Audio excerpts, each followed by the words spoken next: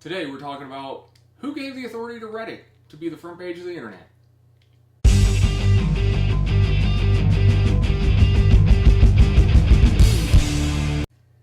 Hello interwebs, this is Andy. And Chris. Today you are going to witness the ramblings of a couple with a long-standing love for metal. Summer concert tour is upon us. If some of you guys already bought your tickets for the shows months in advance, this segment is not for you, and congratulations, but no one really cares. Really, who are you to be prepared? I mean, really, come on. That's so not metal, I'm telling you. Yeah, seriously. Last minute, come on. Anyway, Summer Concert Tour is all things metal. From what we could find, it does not have many heavy hitters going on tour, although guest appearances are always possible. This is true. The 4 concerts that we came up with that really stood out and happen to be local to us are the Summer's Last Stand tour, which for our area is happening in July, I believe. Something like that. Mayhem Festival is happening in August. Nonpoint is playing on really the soon. 13th of May. And then Five Finger Death Punch is flying through, and they haven't really set any dates for our local area yet. Shame. Alright, this is our discussion on metal segment, and in this segment we're going to talk about different things. And there are going to be many questions and debates, and hopefully they will be interesting. First question is there really a need for so many subgenres currently in the metal world? How do you feel about that? Honestly, I feel like there's not really that much need for continuing the subcategories of all things metal. A lot of them that I researched prior to this point seem to just meld together. It's like, what really is the difference between like thrash or speed or something like that? I mean, if they're not really that varying in difference, so I mean, most bands fall into multiple categories. So going back to the original topic at hand, if there are really so many subcategories, why do you need so many of them? Yeah, the fact that there are so many subgenres makes it feel as though they're really trying to pigeonhole a lot of bands, trying to put them in places that they probably didn't set out to be in the first place. Thrash and speed metal are more of a older genre that you don't really see a lot of the newer bands being labeled as that nowadays. Mainly because I think a lot of the music has become watered down when it comes to a lot of the mainstream stuff. But most of us don't listen to mainstream stuff anymore unless you're completely brainwashed or whatever. Anyway, okay, moving on. Could some of them be combined? I believe yes. A lot of them could be combined, and we could probably cut it back to maybe a possible 6 to 10 genres. Mainly because you have a lot of stuff that spans a lot of different subgenres, so it would make a lot more sense to have less. Well, and then I feel like it'd be easier to find the bands, like, say, online if you only had more limited categories. I would pick the ones that are used the most often and just leave it at that. I mean, I feel like most people don't really care the difference between goth metal, ultra heavy metal, what was one of them, like melodic metal, yeah. Folk metal. I mean, I feel like those are just fancy titles that people put on music to make it seem more interesting than it might be, when you could just save a lot of people frustration and stress if you just stick with the most common ones, however many that is. I'm sure It's not like, doesn't need to be like 20, but or anything. No, but there's a lot more than that.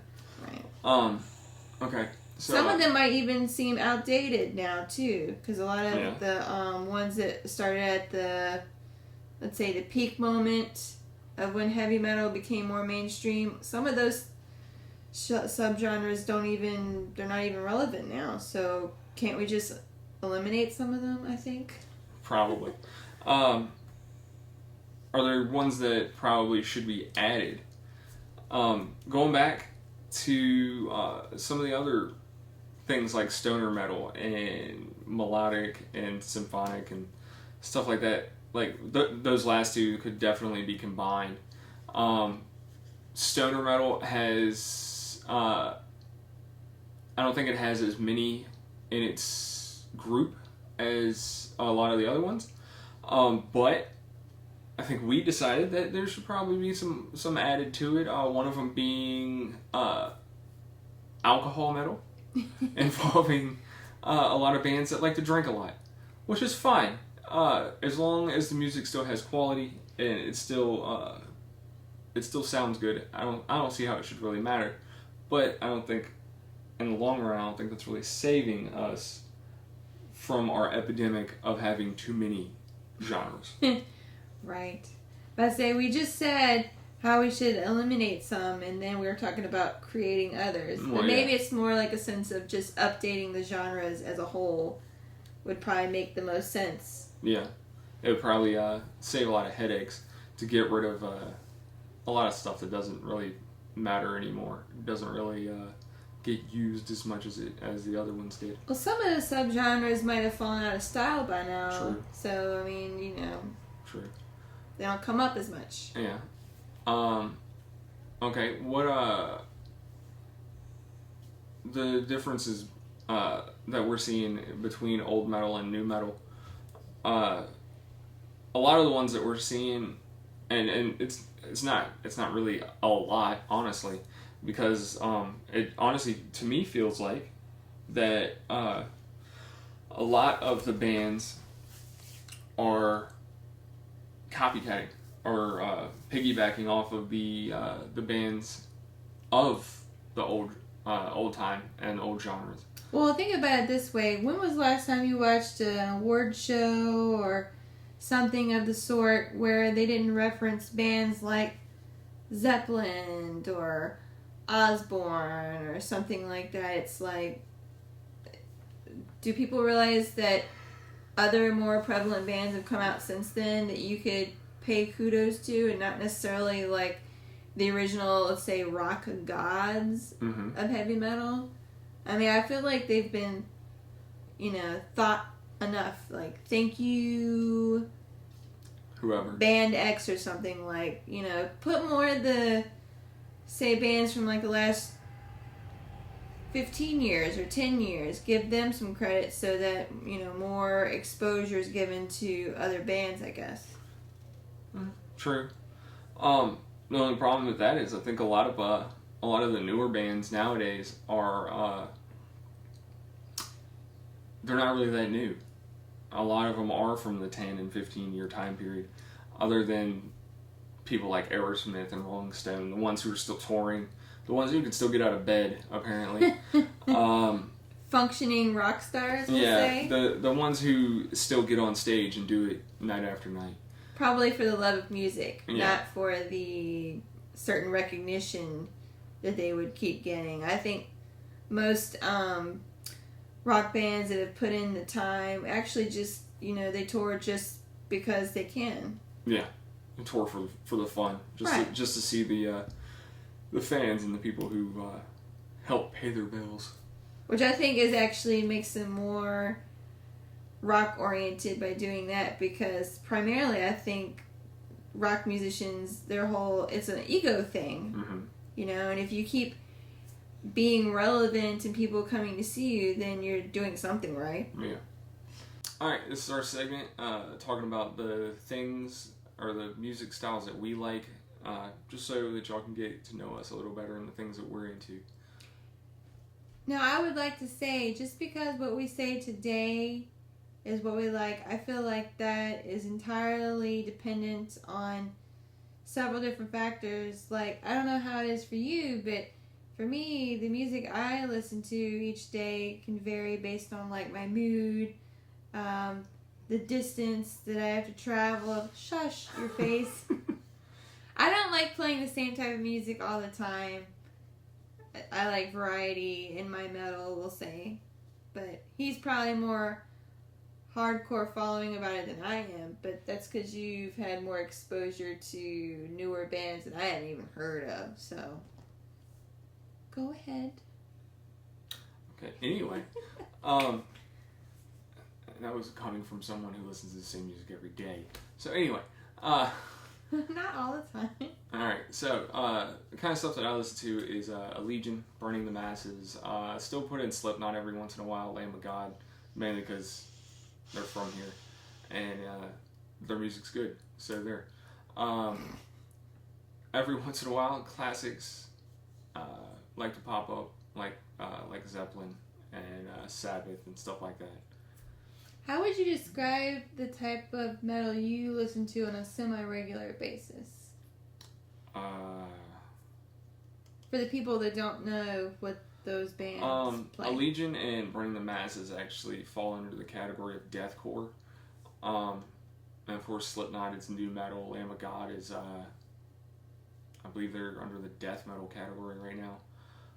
I thought they were deathcore. No, they're not deathcore. They're not hard enough, apparently, for deathcore.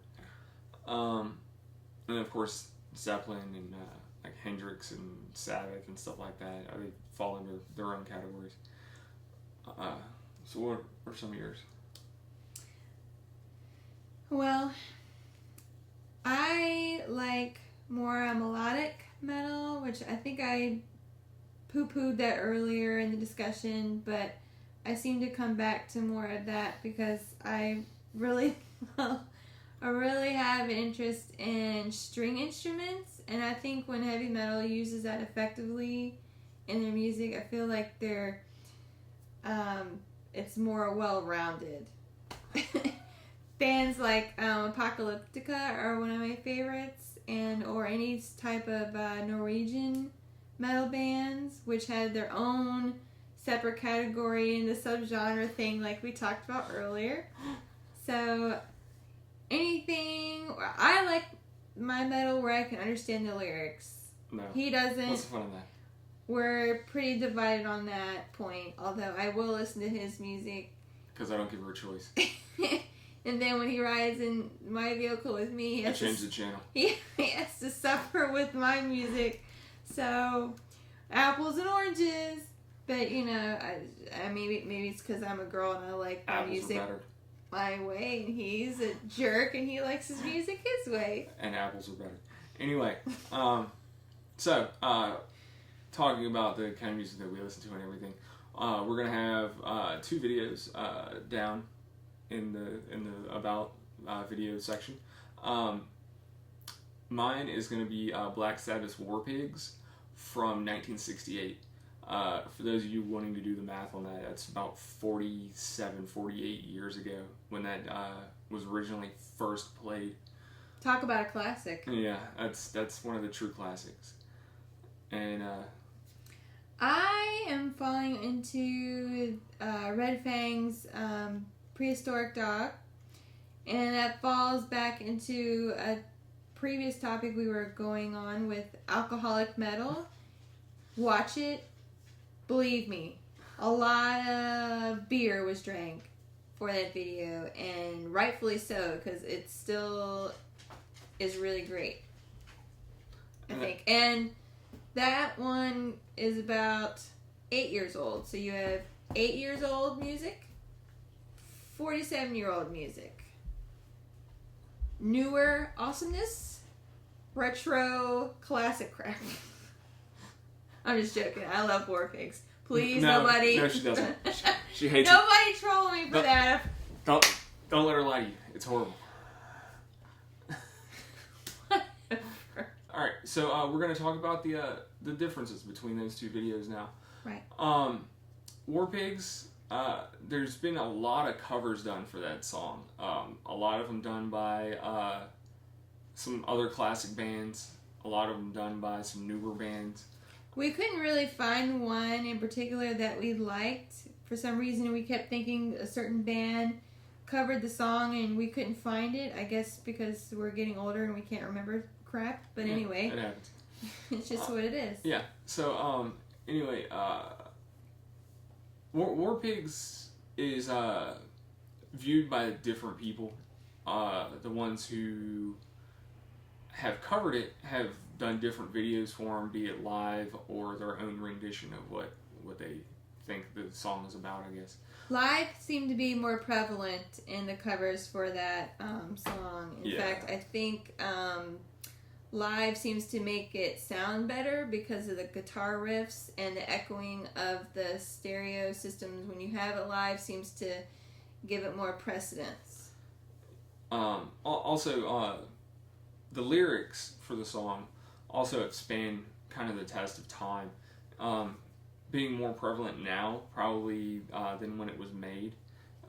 Considering the song when it came out, it was at the tail end of the Vietnam War. Nowadays, since we're still technically at war with a lot of countries and there's still people over there fighting and everything, I think that song really pays a homage to what they're doing over there.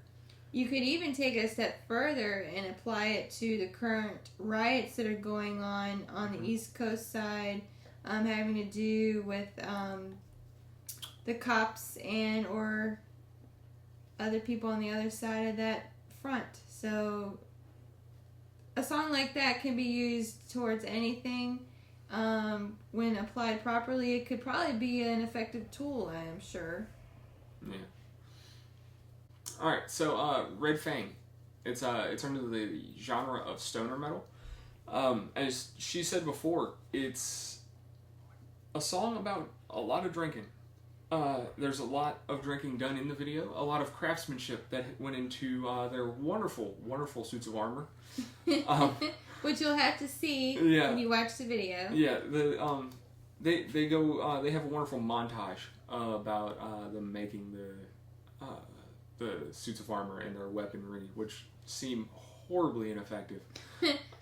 I still haven't figured out why it's classified as stoner metal. I feel like those two words together are an oxymoron. It's like, how can you be metal and stoned? Although I'm sure I'll get troll hate mail for that, and I'm sorry. I just don't understand it. Also, their music kind of relates to Black Sabbath. If you listen to them kind of back to back, they have a very close feel to them. The guitars are heavy. The vocals are raspy, like Sabbath's were at the time of War Pigs. The drums are loud, and the tempo is pretty much the same. It's got a good feel to it.